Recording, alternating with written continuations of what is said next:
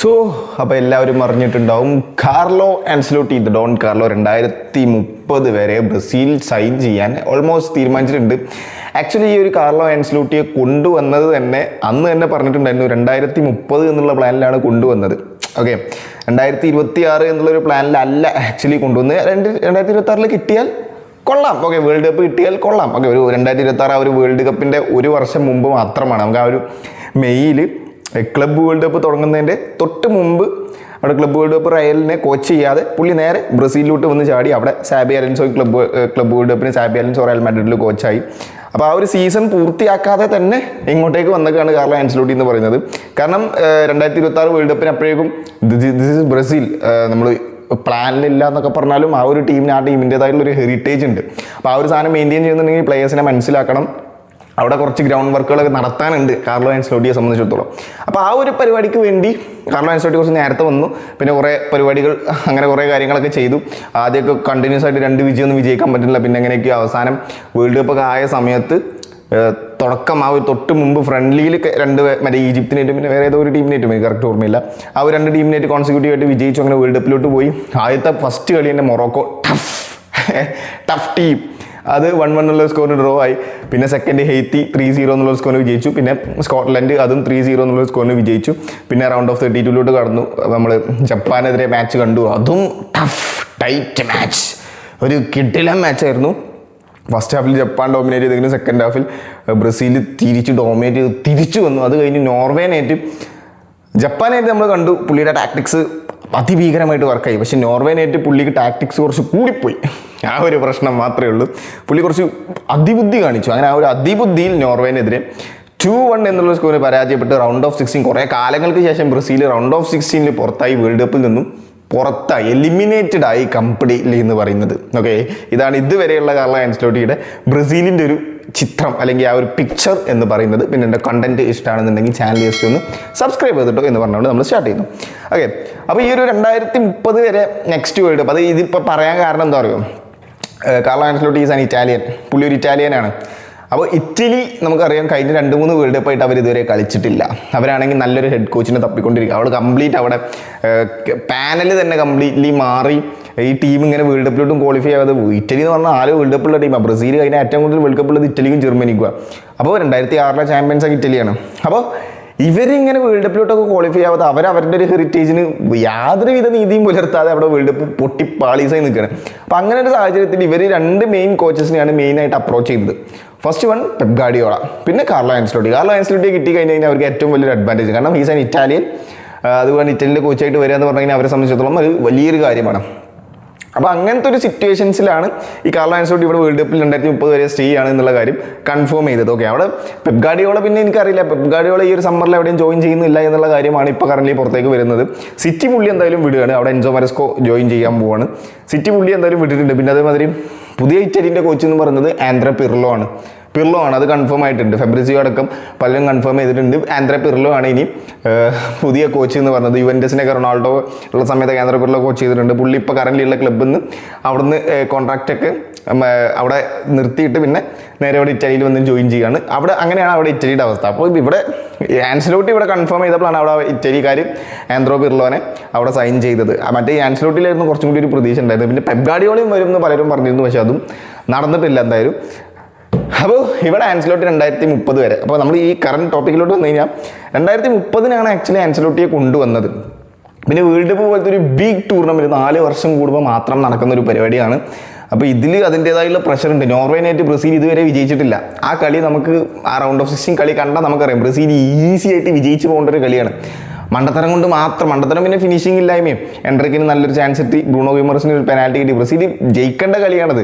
ആ ഹാളണ്ടിനെ മാത്രം പിടിച്ചിട്ടാൽ മതി, അവിടെ ഒരു ഗോളും വരില്ലായിരുന്നു. പിന്നെ ആ മിഡ്ഫീൽഡ് വെറുതെ അവർക്ക് വിട്ടുകൊടുത്തൊക്കെയായിരുന്നു. ഓഡഗാർഡിൻ്റെ ആ ഒരു മിഡ്ഫീൽഡ് ടീമിന് ആ മിഡ്ഫീൽഡിന് വിട്ടുകൊടുത്തു, നിങ്ങൾ കളിച്ചോ, ഞങ്ങൾ കൗണ്ടർ അറ്റാക്കിൽ ഗോൾ അടിച്ചോളാം എന്നുള്ളൊരു മൈൻഡ് സെറ്റിൽ. ടാക്ടിക്സ് ഒക്കെ കൊള്ളായിരുന്നു. അത് ബ്രസീലിൻ്റെതായിട്ടുള്ളൊരു ഹെറിറ്റേജ് ഉണ്ട്. എത്ര കാലങ്ങൾ ചെയ്യാം, 40 താഴെയായിരുന്നു അന്നത്തെ പൊസിഷൻ. ബ്രസീലൊക്കെ അങ്ങനെയൊക്കെ ഒരു പൊസിഷൻ ഇല്ലാതെ കളിച്ചിട്ട് എത്ര കാലം. 1990 ശേഷമാണ് ബ്രസീൽ ക്വാർട്ടർ ഫൈനലിലോട്ട് ക്വാളിഫൈ ആവാതെ പോകുന്നത്. അറിയോ അതൊക്കെ ബ്രസീലിനെ സംബന്ധിച്ചിടത്തോളം ഒരു എന്താ പറയുക എവേ മാനേജറാണ് ഇത്. അതായത് ബ്രസീലിനല്ലാതെ ഒരു ഫോറിൻ മാനേജറായിട്ട് ബ്രസീലിൽ വരുന്നത് കാർലോ ആൻസെലോട്ടി ആദ്യമായിട്ടാണ്. അത്രയും വിശ്വാസമുണ്ട് പുള്ളിക്ക് അത്രയും കഴിവുണ്ട്, ടാലന്റ് ഉണ്ട്, പുള്ളി അതിഭീകര ലെജൻഡറി ആയിട്ടുള്ള ഒരു കോച്ചാണ്. അതൊക്കെ നിർത്തിയാൽ നമുക്ക് യാതൊരുവിധ ഡൗട്ടുമില്ല. പക്ഷേ ഇങ്ങനെ ഒരു കോച്ച് വന്നിട്ട് റൗണ്ട് ഓഫ് 16 ഇതുവരെ ഉണ്ടായിരുന്ന ഒരു ലെവൽ ഉണ്ടായിരുന്നു ബ്രസീലിൽ, ക്വാർട്ടർ വരെയും കണ്ടില്ല. അതിൻ്റെ താഴെ റൗണ്ട് ഓഫ് 16 പൊട്ടിയിട്ട് അങ്ങോട്ട് തിരിച്ചു വന്നു. ഓക്കെ, അപ്പോൾ ഈ ബ്രസീലിൻ്റെതായിട്ടുള്ളൊരു ഫ്ലെയർ ഉണ്ട്. അത് കംപ്ലീറ്റ്ലി നഷ്ടപ്പെടുന്ന രീതിയിലുള്ള ടാക്ടിക്സ് കൊണ്ടുവന്നു കഴിഞ്ഞാൽ ചിലപ്പോൾ പണി പാടും. ആൻസെലോട്ടി നമുക്ക് വിശ്വാസമുണ്ട്, ഇല്ല എന്നല്ല നമ്മൾ പറയുന്നത്. പക്ഷേ ഇത് നോർവേനായിട്ട് ഇതുവരെ നോർവേനായിട്ട് വിജയിച്ചിട്ടില്ല. അപ്പോൾ അന്ന് ഹാളണ്ടിനെ മാത്രം പൂട്ടിയാൽ മതിയായിരുന്നു. അൺഫോർച്യുനേറ്റ്ലി കണ്ടില്ല, ഹാളണ്ടിന് പൂട്ടിയില്ല. അവനെ ഒരു അവസാനത്തെ ഒരു 10 മിനിറ്റേക്ക് വെറുതെ വിട്ടു. അപ്പോൾ 2-1 സ്കോറിനെ കൊണ്ട് തോറ്റു, അത്രയേ ഉള്ളൂ.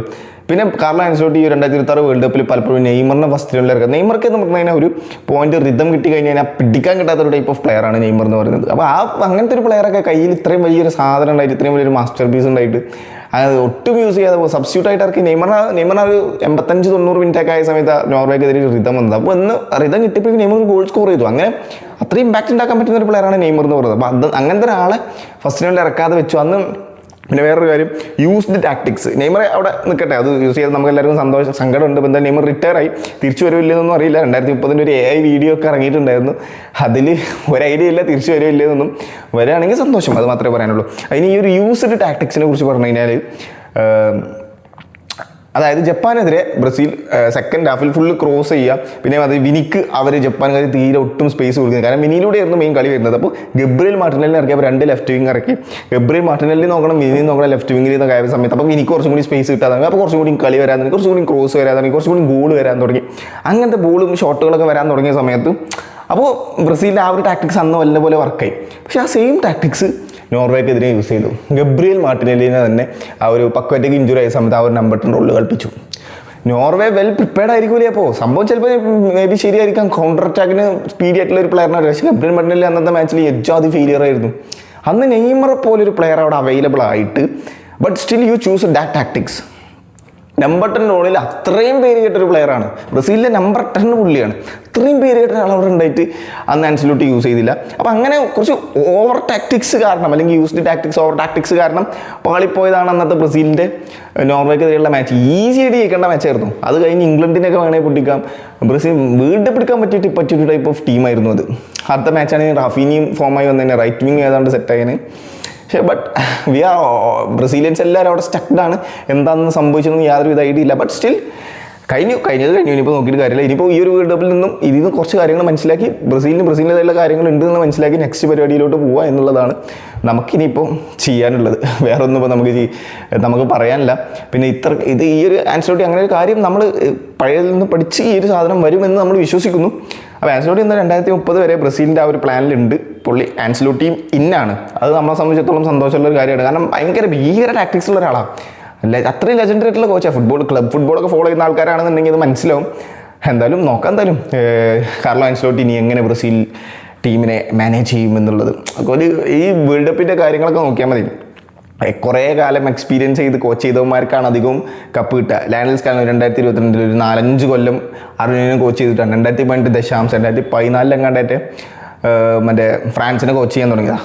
അന്ന് കപ്പ് എടുത്തതാണ്. പിന്നെ യോക്കിം 2014 പുള്ളി കുറേ കാലം ജർമ്മനിനെ കോച്ച് ചെയ്ത് അങ്ങനെ അവസാനമാണ് പുള്ളിക്ക് ഈ ഒരു കപ്പ് കിട്ടിയത്. അതേമാതിരി കുറേ കാലം കോച്ച് ചെയ്ത് ആ ഒരു പ്ലെയറിന് കിട്ടി, അവിടെ അങ്ങനെ ഇതാക്കി, അങ്ങനെ ആ ഒരു ബ്രസീലിയൻ നാഷണൽ ഫുട്ബോൾ ടീം ഫെഡറേഷനുമായിട്ടൊന്ന് സെറ്റായി ആൻസെലോട്ടി കുറച്ച് കാലം ഒന്ന് കോച്ച് ചെയ്യുന്ന സമയത്ത് കപ്പെടുക്കാൻ പറ്റും എന്ന് തന്നെയാണ്. 2030 വേൾഡ് കപ്പ് എടുക്കാനുള്ള ടീമുണ്ട്, യങ്സ്റ്റേഴ്സ് ഉണ്ട്. ബാക്കിയൊക്കെ പിന്നെ വേൾഡ് കപ്പാണ്, ക്രേസി തിങ്സ് വിൽ ഹാപ്പൻ. ഇതേമാതിരി നോർവേക്കെതിരെയൊക്കെ കാണിച്ച പോലെ മണ്ടത്തരം കാണിച്ച് കഴിഞ്ഞാൽ ചിലപ്പോൾ പണിപ്പാടും.